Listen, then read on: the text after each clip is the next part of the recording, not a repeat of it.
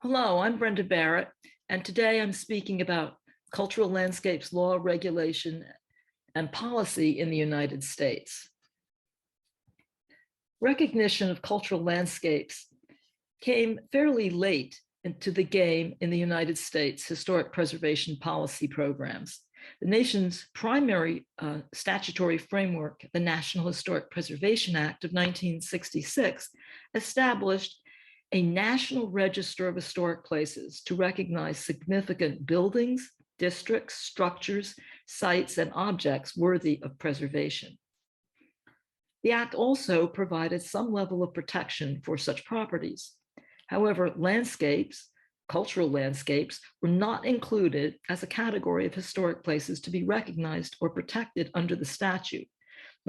This is not surprising, as the concept of cultural landscapes had not been well developed at the time the Act was written. As cultural landscapes as a property type became increasingly recognized internationally and in North America, the U.S. National Park Service did develop programs for planning, stewardship, and education on the heritage value of cultural landscapes.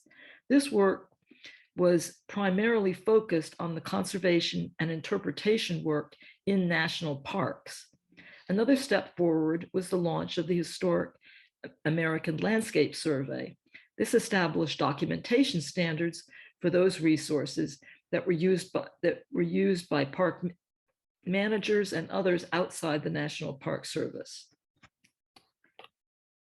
Many of these programs were undertaken by the National Park Service's Olmsted Center for Landscape Conservation, and did much to contribute to the understanding of cultural landscapes in North America. However, they did not provide an official recognition or protection for cultural landscapes that were not under the National Park Service management. And despite the fact that the Park Service had come up with some workarounds, setting standards for rural historic districts and traditional cultural properties, cultural landscapes as a resource type were still not recognized or protected under any of the statutory schemes.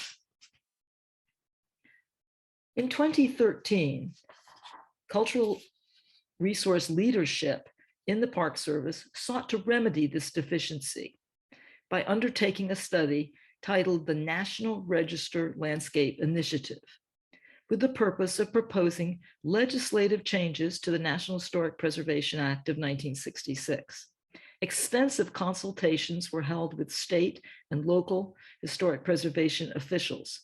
Special efforts were made to reach out to tribal groups and organizations, as their traditional landscape were considered worthy of listing in the National Register.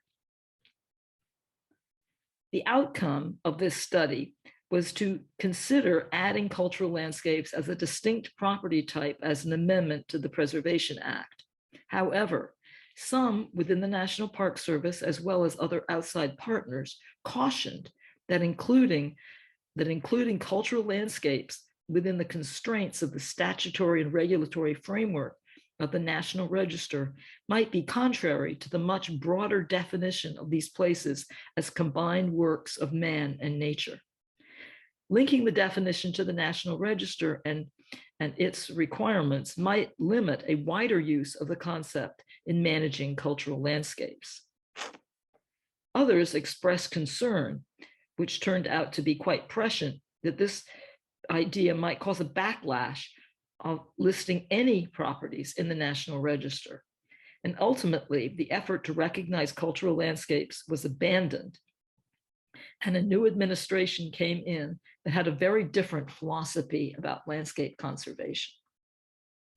Spurred by perceived threats to property rights and limitations on energy development and extractive industries, a new rulemaking was proposed to discourage landscapes recognition and conservation.